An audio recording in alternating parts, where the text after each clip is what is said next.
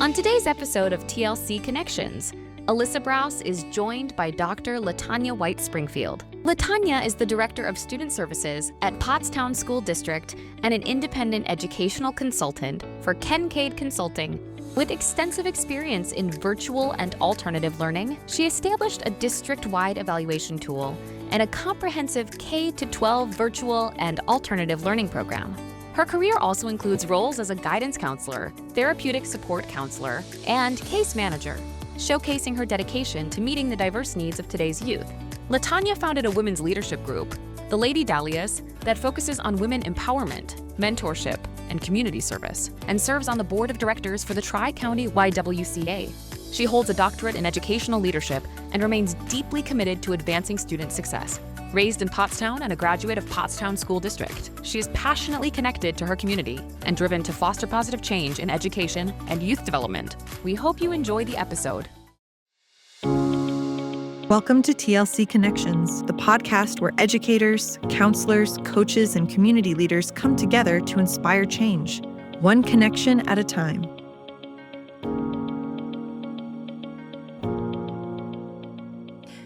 Welcome to TLC Connections. Here today we have Dr. LaTanya White-Springfield.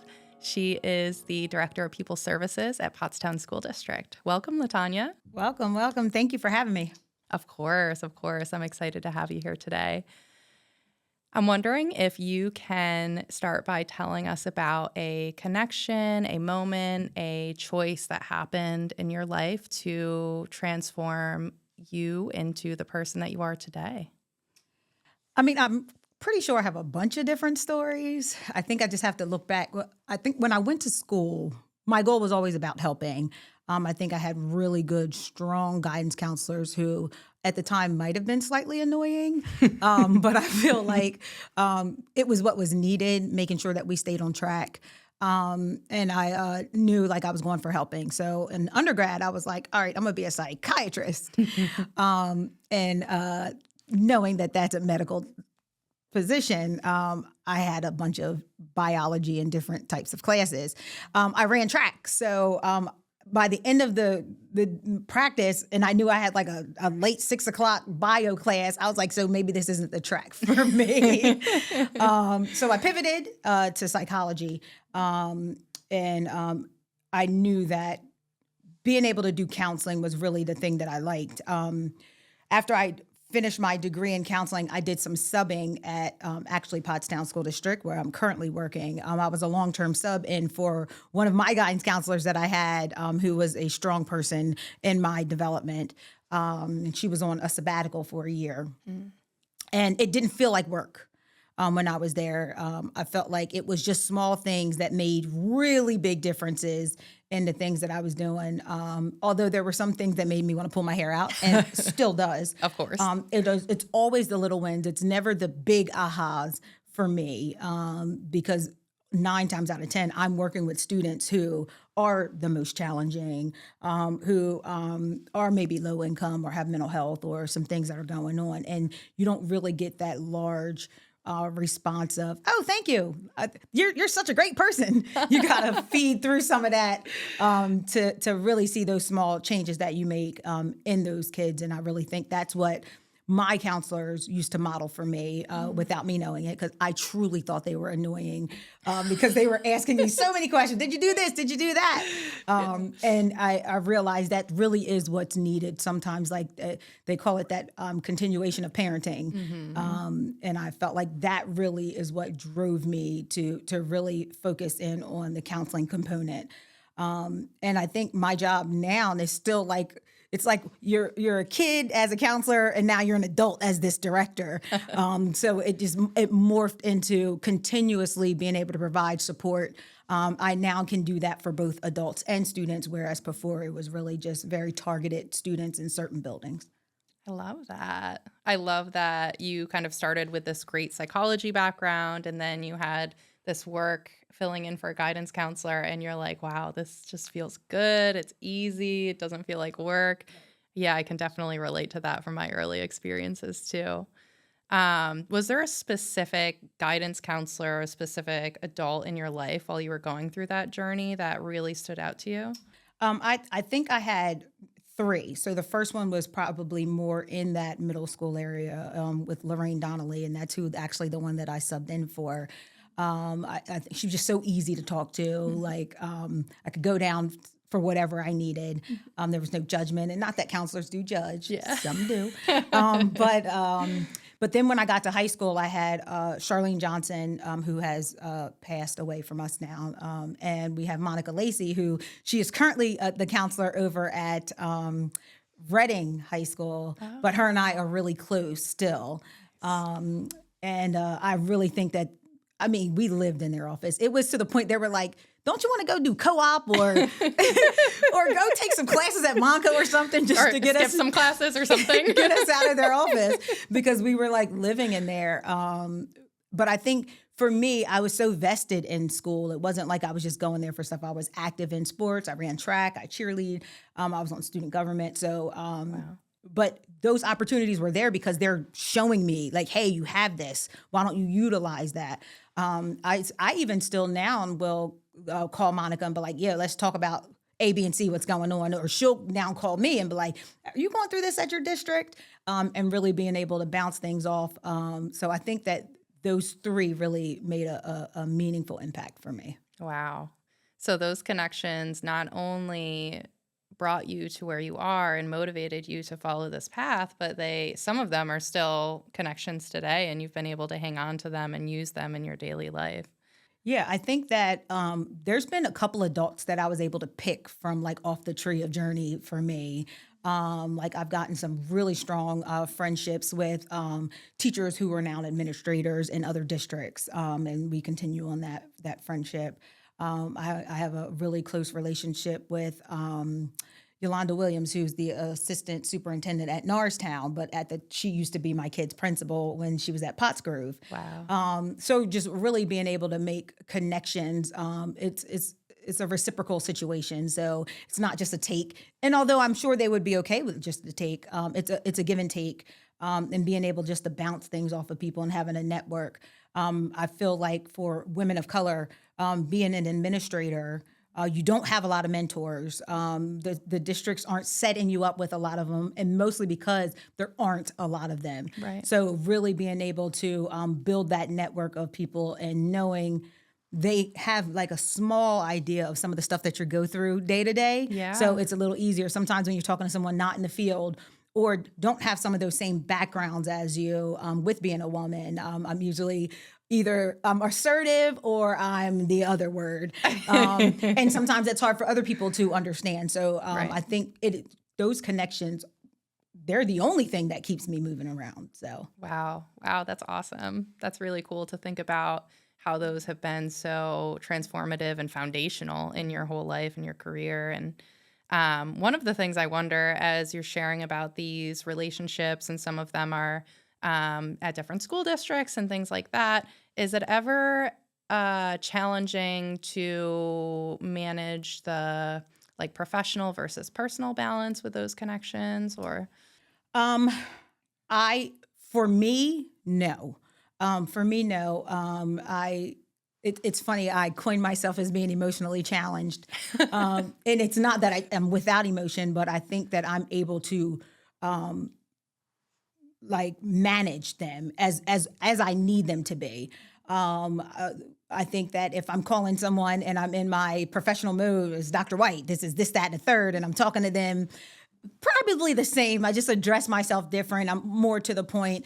I'm always like that kind of down to earth jokester, so I'm still going to throw a few of those in there. Yeah. But when I'm talking about business, they know it's about business. My tone is about business. And when it's something different, I approach it differently. This is Tanya, like you're talking, and I'm calling you by whatever name I would typically call you if we were just hanging out, and having those conversations. I think that I swear it's a unicorn for women administrators of color, because there aren't a lot of them. And I think that we have like that unwritten understanding of we're going to need each other on both sides through it all. Yeah.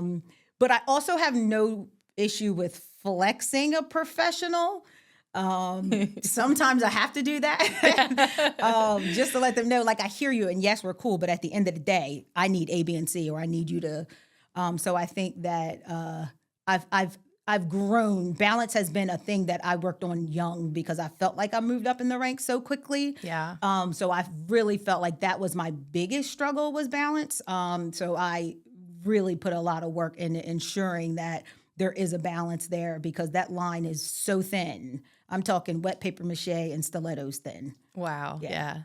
Yeah. That word balance, I think I say that 35 times a week, every week, because it's so important in so many parts of life. And especially when it comes to relationships and the work in your work life, it is important to have that balance and those boundaries around professional and personal relationships. Absolutely. And I think especially in our field where there's so much connection going on.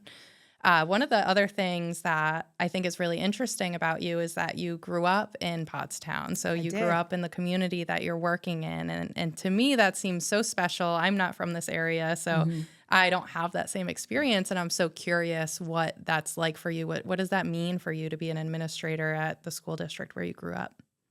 So I think that being able to go back to where it started is a blessing that a lot of people don't get. Pottstown is so unique in the fact that we have multiple school districts in the actual town itself. But if you're looking at the borough of Pottstown, that's where our students are coming from. Being able to know I walk these halls, working with some of the staff that I've worked with, educating my family, my friends' families. I think that it just puts something different on there. We have a slogan that says, "We are Pottstown." And it's really about, sometimes you get bad raps about Pottstown or whatever's going on. And we have good stuff going on here. And I think for me, my main goal is to ensure that people know that we have good stuff, and not just hear it, actually know it, see it, feel it, be a part of it. Yeah. Our district really focuses, and they also promote hiring our own, because then you have a sense of ownership of what's going on there. And I'm not saying that people who work at other districts don't have that sense of ownership, but it is a little different when you're like, no, this is my alma mater. Yeah. I'm a product of it, and I want to create better products of that. Was the school the same as it was then? No, I'm sure. We have a ton more resources. There's been so much more data and studies that have come out on how to best educate students, but we've never veered from the core of, we are a community school, and we bring the community in our school. Where we lack in funding, we definitely make up in relational resources, I would say, in that matter. We called one of our he used to be a co-curricular director. He was a teacher back when I was there. He is a school board member, and he was a long-standing employee of the district before he retired, and now he is the volunteer director of community relations, John Armato, who has been in the district for a zillion years. He always calls it the mom pop. We're the mom pop of education. And that's how sometimes we have to handle things. When you have some of the large school districts, it is a little difficult to be able to level all the way down, to be able to just take one student per name for success at every level. Right. And that is what our mission is. And that's what it's about. And I feel like I was what the mission talked about. And now I want to make sure I'm paying that forward. That's so cool. I love that. And, one of the things that I love about you, LaTanya, is that you come off as such an authentic person. And I'm just thinking about, as you describe this experience as growing up in Pottstown and then being a leader in Pottstown like that, what better way to have authenticity just flowing through your work by serving the community that you know so well and that you're a part of, and that you can really relate to the kids, the staff, everyone on such deeper levels. Well, I'm going to attribute some of that to like our leadership, like Mr. Rodriguez, our superintendent, the other administrators in our district, for letting me be me, letting me be this authentic self of mine, because it is a lot at times. Sure. And I understand that. We talk about passion. My passion looks completely different from a lot of other people's passion. It can sometimes be misconstrued. But I think that he gives me the autonomy to be able to utilize me for them. Yeah. And I say that because I don't want to change who I am. I feel like I won't be as effective if I'm putting on a different face. And kids, more so than anybody, are able to cherry pick when somebody's being unauthentic. Yeah, Like absolutely. they're like, oh, you're Absolutely. fake. Yes. This is fake. I don't like it. Yes. And I think it really allows me to help relate to the children. And it doesn't hurt that I know most of their parents. Right. Know most of their parents, or I'll see them at Walmart or Target or something like that. Yeah. But I think that if I were in a district that hindered me being able to fully be me, Right. I would be miserable. Because I don't know what I would do with holding all of this in. I have to get it out somehow. And B, it just wouldn't be good for the kids or the staff. That's right. So true. Absolutely. That authenticity and that passion just creates such a nice thing for your school, your district. The other thing I was thinking of as you were talking about, your passion, your authenticity, the environment, right? I'm thinking about how the connections that you have at work and the environment that you're in has allowed you to be the wonderful, passionate, and authentic person that you are. And I think about that with kids, that often we think about, okay, they aren't thriving in this one environment.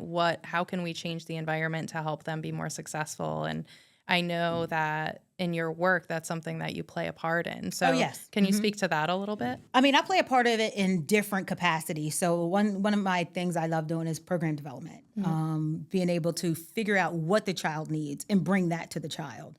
Oftentimes we have these boxes and we're like, this is what we're offering. Figure out, you got 3, figure out which one you fit in. Right. But being able to really personalize learning is like a core of my philosophy with educating students. Everyone does not learn the same. I don't learn the same. And if it's something I like, I will learn completely different than if it's something that I do not like. Absolutely. Right. So, and we've really got to take a lot of that into account. So there are times that we are able to identify when a student is not thriving, maybe in a traditional classroom. And then we look at all the data. We get input from the kid because that is important. And then we look at what can we do to meet this student need, and whether it's like breaking up their day in halves, having them do some virtual, some in class, just having them completely removed from the building because they need something more therapeutic. We look at what the child needs. It's funny because I run hearings as well for student discipline. And that's a different capacity of when I may have to take a child out of their environment. Because yes, I'm giving the child what they need, but I also need to give the child what they deserve, if that makes any sense. Sure. Before we close a hearing, we deliberate. So it would be me, the building administrator, and then we have a third non-biased party with us.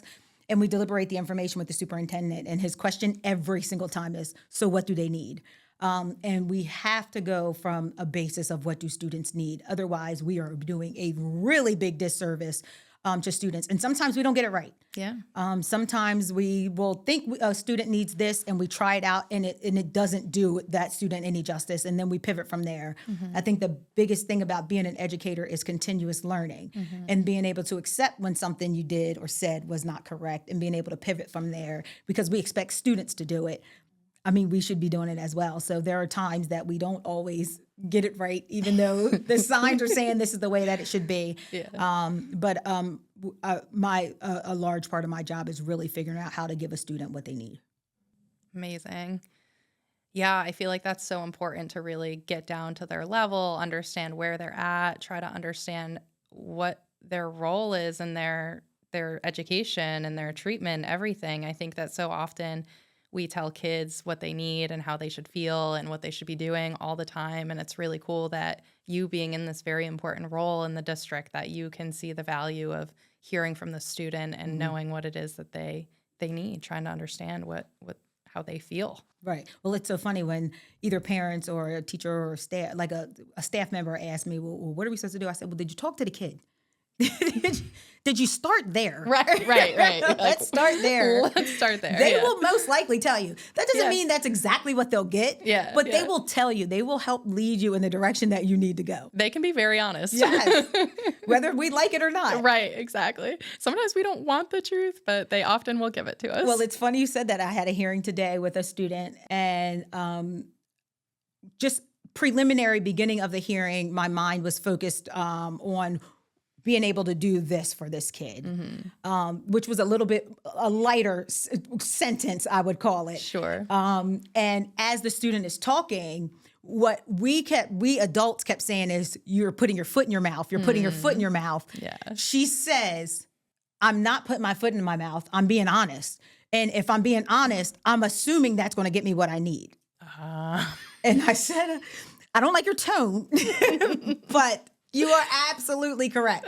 And we just looked at it differently. We looked at it like, shut your mouth, you're hurting yourself. Right. And she's looking at it like, no, I'm being honest. Like, if you feel I need this based on the information you got, then obviously that's what I need. Wow.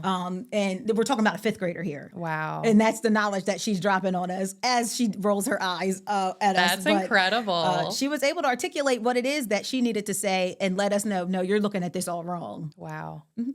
Amazing. You mentioned that some students may thrive better in a different learning environment, and sometimes that looks like remote, sometimes that looks like a hybrid model. Can you speak more about remote learning and your role in program development with remote learning? Sure. So when I returned back to the district, because I left for a while, I was working at an alternative program. One of the things that I came back into was the upside downness of, we have all of these kids leaving out to cyber charters, to virtual, and the dollars are going down with them, and we don't have enough programming down below to be able to support that need of students. So we originally started with what we call the basis of virtual learning, and mostly distance learning, kind of, in a sense, where you get all this stuff, you do it, you send it somewhere, and they grade it, and that's it, and you're not in the classroom. So we were like a little one step up from distance learning, which was still virtual learning. So what they would do was take our curriculum, put it on a platform, and basically you work through, you'll get a teacher that'll support you as you're working yourself through the curriculum. Okay. I quickly found that is not engaging. The students were not doing well. So I ended up doing my dissertation through my program development of our VAL program, which is virtual and alternative learning. And what we really looked at are student and teachers' perspective on how to engage students in a virtual learning environment. Oh. And really what we found is that students want the same thing that they want in class. They want to be able to have that synchronous communication. They want to be able to have engaging learning games and different things like that. And when talking to teachers, especially online teachers, they say that's one of the biggest things that they work on, is really trying to mimic a live classroom while not actually being in front of the students. So we were able to utilize 2 different systems. We used Pearson Connexus, which was not the name of it at the time, and we used Advanced Academics, which Pearson also bought. And what we ended up doing is being able to offer a virtual program that was full-time if you wanted to be there. We did a hybrid model where especially students who struggled maybe in math and reading, have them come to the building for that, and then have them go home for the rest of the stuff. We also developed learning centers throughout the community. So students we would have an MOU with some of the different locations like the YMCA, YWCA, the library, a couple other places where they had space for students to be able to be in a safe environment while they're doing their work, especially if they struggle with internet service, or if there was like a lot of chaos going on at home. Sure. Or some of the kids who were virtual that lived in the shelter because they have to be gone through the day, so that they're able to go somewhere safe to be able to do it. So these were drop-in centers that they could go to do their work. And I think with us, that just really evolved from there. We now utilize Pearson as well as Imagine Learning, which used to be called Edgenuity. And they offer just so many different things for our students. So we have students who do credit recovery through the year, or credit recovery in the afternoon. We create these programs. It's called Beech Street Learning Studio, where it's a hybrid. It's like a full hybrid model, like 50-50. So they come, so students who only need 10 credits to graduate. They can go to our program and stay there and graduate. So they work on 1 credit a month. Okay. So they'll do a half credit in 2 weeks, another half in 2 weeks. Then that credit is theirs. Okay. With the notion of being able to move through all their credits to graduate. They get learning coaches, mentors, a counselor that sets them up with job placement or college placement. That's what typically most of them do at the end. We have a graduation for them. Wow. Throughout another piece of that Beech Street, we have a Beech Street Learning Studio and supports, or Beech Street Squared. And those are for students in middle and high school. The high schoolers don't actually meet the criteria to go into the Beech Street program, although they can transition once they do. But that's a little bit more intensive in support. So you're there in the building, you're doing virtual work. So the middle schoolers have an actual virtual middle school teacher that is teaching them. Our high school uses our Pearson or Edgenuity, or Imagine Learning, sorry. They use that platform, just like our virtual kids that are full-time at home or part-time at home, but they're in the building with learning coaches. They get support throughout all of their classwork, along with the mental health support and the college and career readiness piece. So we have our regular full-time students who are at home, where we are block scheduling at our high school. So our high schoolers stay on block scheduling. Our middle schoolers and our elementary would do, the regular 7 period or however long that would be. Although some of them at the high school level may only do part-time because we are a comprehensive high school. So we have career and tech there. So they may have career tech in the building and then they'll leave for virtual, or they're at Beech Street for virtual. Okay. We utilize virtual learning where obviously all of the coursework is online. The only time students come to our building are for standard tests, for like our PSSAs or our Keystones. Other than that, all of their work is home unless they need support, and they can always come to our Beech Street Learning Studio to get actual face-to-face support if they need it. But our learning coaches also reach out to them daily for support. The way our platform works, they have online teachers. They also have 24-hour tutor access. Wow. And they have a library of resources outside of what they could get from our schools. And those students are 100% Pottstown School District students, so they can still participate in sports, dances, prom, graduation, because they meet all of our credit requirements. And they're also able to do field trips, like all of the stuff. So there's no different. Their buildings are still the same. Their attendance is attributed back to their building. But our goal from where we started of let's stop the bleed is more of how do we make successful virtual students, and continuously evolving from there as we learn more. We utilize it sometimes for homebound instruction for students who are sick, or if a student is hospitalized or something like that for a reason, we'll utilize it in the event of a student needing placement, but there's a wait time, so we'll utilize that. Yeah. And then we have our middle school virtual program where, similar to how the Beech Street Square students are, we actually have middle school teachers who are teaching using the Google platform. Okay. But the students are at home, but getting the same lessons that they would get if they were sitting in the classroom. So we offer, kids want it for so many different reasons, but it's good that we're able to be and that's one of our biggest ways that we can personalize learning. Yeah, that's really flexible. You have so many different options and so many different ways to personalize it. That's really great. One of the things I'm thinking of is we talked a lot about your upbringing, your journey to get where you are today. And in your journey, adults that you interacted with were really pivotal in helping you decide what you wanted to do and helped you get to your position that you're in today.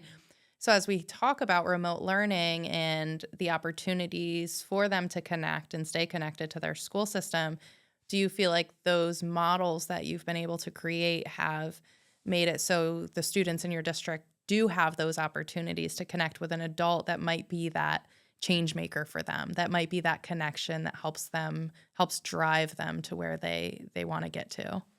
Absolutely. So the whole purpose of our virtual program is that they still understand they're still 100% a Pottstown School District student. So if anything, they're probably annoyed, like I was, about these adults that keep calling or keep texting. Because they're like my learning coaches, if I can't get, there's been times they've pulled up to people's jobs. Like I have called you a lot of times and you have not answered. Like, what is the problem? Wow. So I think with the virtual learning, it is always difficult because the students are in those programs for so many different reasons. Mm-hmm. And there are times that they truly do not want that interaction, whether or not we're going to still give it to them. Right. I think that the programs, those Beech Street programs, I find the most like interactions with staff is the most memorable. Like we still have students that come back, and it's both sided. We hold a graduation 3 times a year. And I swear every graduation, a learning coach is crying. Aww. And I'm like, suck it up. One thing that they do in graduation is they tell something specific about that person. Like, this is what I know about you. Not what I've read about you, but this is what I've learned from our interactions. And then our program coordinator, Rachel Borschelt, she gives them character awards based on that person, the connection they've made, how they've interacted when they were in the program, and it was very specific to them. It's not canned.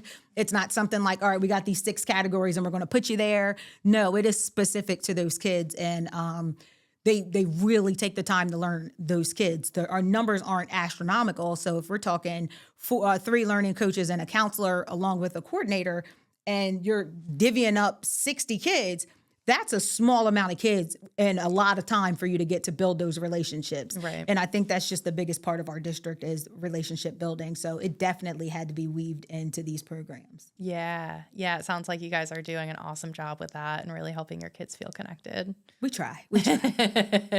Bravo. So LaTanya, is there anything else that I didn't ask that you think you'd like to share here that you think is important for us to know about you and your journey? I don't know about me and my journey, but I think one of the biggest connections that I feel like you like glossed completely over is my connection with the Lincoln Center. That's a good point. One of the people who are looking at potentially implementing the Lincoln Center for intervention in their district asked me, so how long have you been working with the Lincoln Center? And I'm like, oh my gosh. It has been a very long time. It's been like 16, 17 years. Wow. It has been a very long time. Wow. And I remember it started with sending kids to the school. And because we were sending kids to the school, they were like gifting us a counselor. And then it like morphed into that. And now I feel like I work at the Lincoln Center. But in all seriousness, I think that without the services and the supports that you guys provide, I would never be able to create a lot of these programs that are meaningful and supportive to our students. So I definitely give the Lincoln Center kudos to being able to fill that gap that we desperately needed in order to basically support our students. Wow, that means so much. Thank you so much for saying that. And I will give Rob a shout out. Rob is like that older brother that you're like, aren't you at college somewhere? Like, go. Your break has to be over. But no, we love Rob. Rob really puts Pottstown at the top of his list when there's grants and things coming out, and we definitely appreciate that. Even if that grant is like, hey, I got some counselors. You want them? Great. We will take those counselors, and I just continue hoping that our connection just grows and to something else. Maybe I'll be on the books next time. Yes. I can only dream, LaTanya. No, I do appreciate that. And I feel so privileged to be able to sit down with yourself and with all the school professionals that I'm able to work with. And I love being able to go out to your schools and see the amazing work that everyone's doing out there. So I appreciate the connection as well. No, I give Lincoln Senator kudos. I often tell when I'm doing these reference calls that if there are staff that, aren't doing well, I said, first off, they know me, so they know what type of staff I'm looking for. Mm-hmm. So they get to know their client.